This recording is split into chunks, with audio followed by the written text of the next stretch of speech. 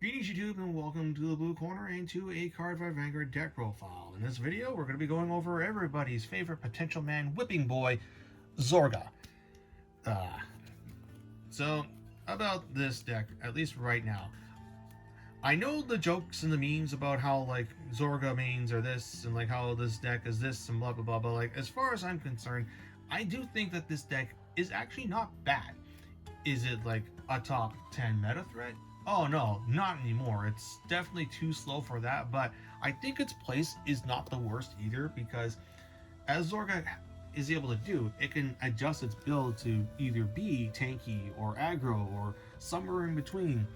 But the thing is though, from the way I'm looking at it though, like your deck's engine isn't the worst right now because your board doesn't care if it gets popped, it just comes back because your guys either self-destruct or they can get themselves out of dodge. So decks like Zorga and Vergilla, they can't like really punish you for having cards on the board.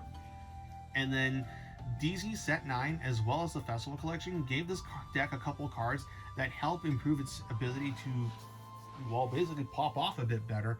And therefore this deck gets a little bit faster and more consistent. And I'll go over those cards as we get into the deck profile. So yeah, with that being said, if I were to place this deck anywhere, I'd say very much like, say, Gendiva Masks. It's a solid rogue deck that I think you should at least still respect if you come up across it, because like a Zorga player who has like really taken the time to like learn the ins and outs of this deck, because they probably have, could be one of them, can be a pretty fearsome opponent, especially if things go their way and they're able to like set up their drop zone really well, really quick, because roaming Prison Dragon in 2025 is still no joke. Like, it's going to be a constant big crit attacker, and like if the game gets to that point where Zorga can do the thing where it did before, choke you out because of counterblast management, sometimes you just can't deal with that. So anyway, let's get into the deck. So for the ride line, it's the basic Nadir ride line. So any grade 0, Abyss Fishing, Split the Ordained, and Zorga Nadir himself. I like this line more because of the filtering it gets you. You want to get certain cards in the drop zone ASAP. 3 copies of Nadir for persona riding purposes, and 4 copies of Roaming Prison Dragon. This is just the superior big crit attacker compared to Impending Karma, I believe is the other one. When I did this deck profile last time, I had Karma in here as a one-up, and I've subsequently cut it because like this thing is just better because it's not restricted. If you go first and you play an order card, this guy can just pop right out as a 15k attacker to your opponent's grade 2 or even grade 1 unit, depending if you can open and discard it for your ride line. Then for the 2s, 4 copies of one of your best cards, which is Shadow Cloak. The synergy between this and your engine is still very good. Being able to just loop PGs, your over trigger if you're able to get it into the drop zone, it's still obnoxious. Then recently the Festival Collection gave us ace units. The Stoichea one is one of the better ones in my opinion. It's on place, look at top 7 and send a card to drop zone, and then call a card from your drop zone with grade equal to or less than your Vanguard. So it's basically Column Bar from V-Series, or the closest we'll get to it. It gets 5k if you do that, and then when it attacks, if your opponent's on grade 3, it gets 5k, but if you have a giant drop of 10 or more, it gets 5 on top of that. So it's a 20 attacker, not bad, but you obviously have better attackers in this deck. But the cards that make me want to build this deck again are 2 actually. First, Harvest Elf from set 9, and then Pom Pom Pomegranate from the Festival Collection. So we'll go over this one first. His effect is, if you've bound an order from your drop zone during your turn and he's in your drop zone, you can Energy Blast 3 and pop him out as long as you have no other copies of him on Rearguard Circle. That's nice. So it's a recurring body, but you can also just bring it back with Nadir.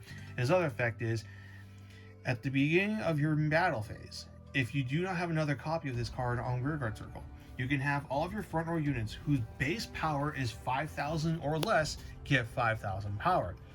If you do that, then at the end of the turn, this guy goes in the soul.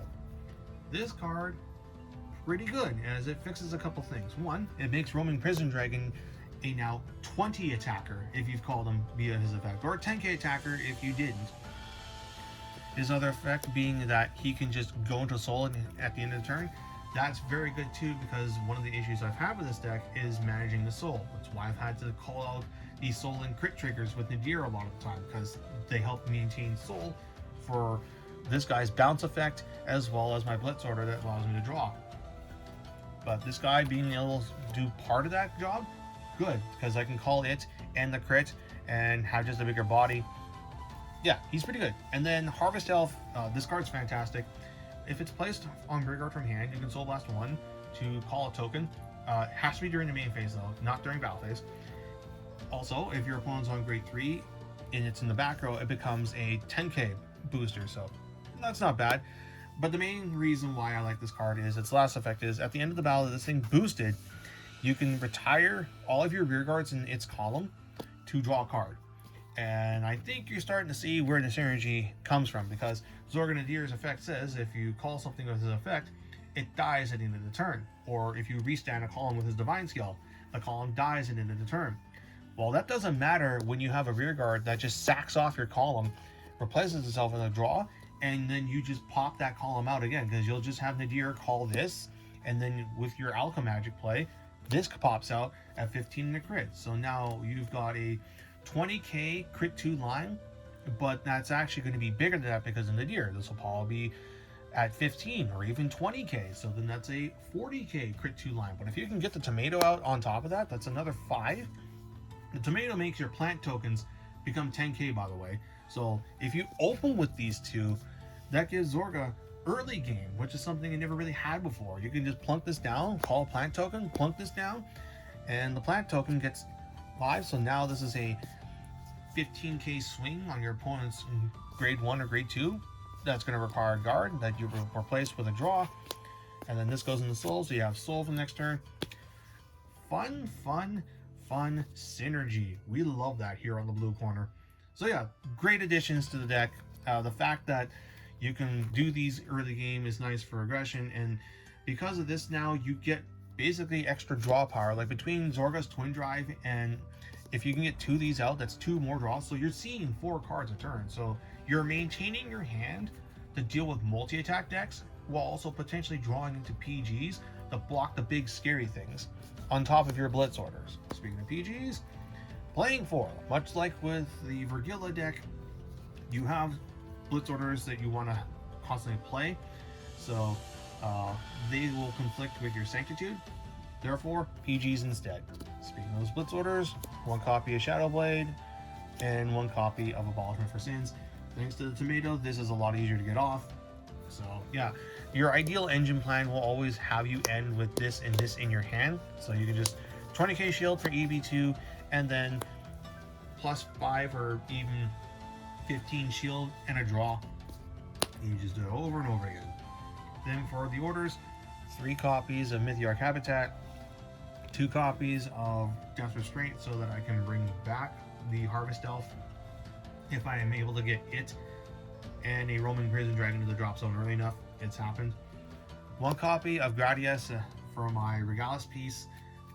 I'm not sure if I want to keep this in here. I just like the fact right now that it is costless, but once set 11 comes out and we get the new guy that allows you to call itself from the drop zone by retiring a rear guard for counterblast 1, and it gets 5k for every different named order card in your bind zone, I'm going to replace this with the order that allows you to sack 2 rear guards and then countercharge 1 and draw a card, because that ability to multi-tack is a nice thing to have, but the counterblast cost means that I will run out of CB way too quickly because of my other orders being the ones that counterblast, like this one,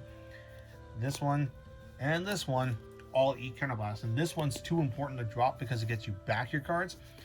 This could be dropped for the recharge order as well, but anyway, yeah, long story short, as far as like the card that's coming out in the AK grade 2, fantastic, but probably a 1-out just because it only gets really big in the late game. They're running out the orders, as you saw, this, and this, and this. Unfortunate that this kind of got restricted, but at the same time, if this thing was not a Rada, Leonorn would be stupid, because the Tramon gives you 3 drives, and then on restand, no, it gives you no drives. But if that was the case, if you use this with Tramon, that'd be 4 drives, and on restand 1 drive. So that would still be 5 drive checks on your first grade 3 turn, going second.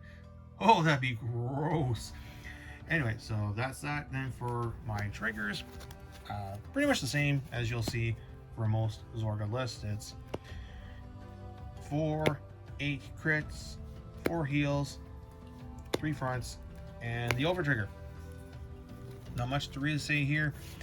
Zorga cannot play draws because it will deck out otherwise. With this build as is, decking out is still a thing that I have flirted with, because if I go too crazy with the Harvest Elves, I'll deck out. As you might have noticed, I'm not playing the Pot of Greed order anymore, and that's just because I found myself between it and the Elves.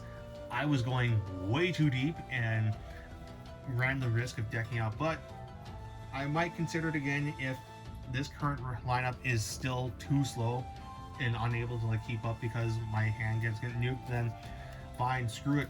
We'll do the play where I get like 6 cards in a turn. Anyway, that's all I got for this video. If you're on Zorga, by all means, let me know on what you're doing with the deck post this set. I'm happy that Zorga's getting something again, as it's been a while since this deck got like a direct buff. It's really only since like the stuff that really amounted to anything was like the stuff in set 2, because like there was like that one card that could like bind, I think it called itself it sacked 2 rear guards to get an order card from your drop zone, but that was just not good enough. Anyway, hope you guys enjoyed the video, and until next time, this is BlueStar899 jacking out.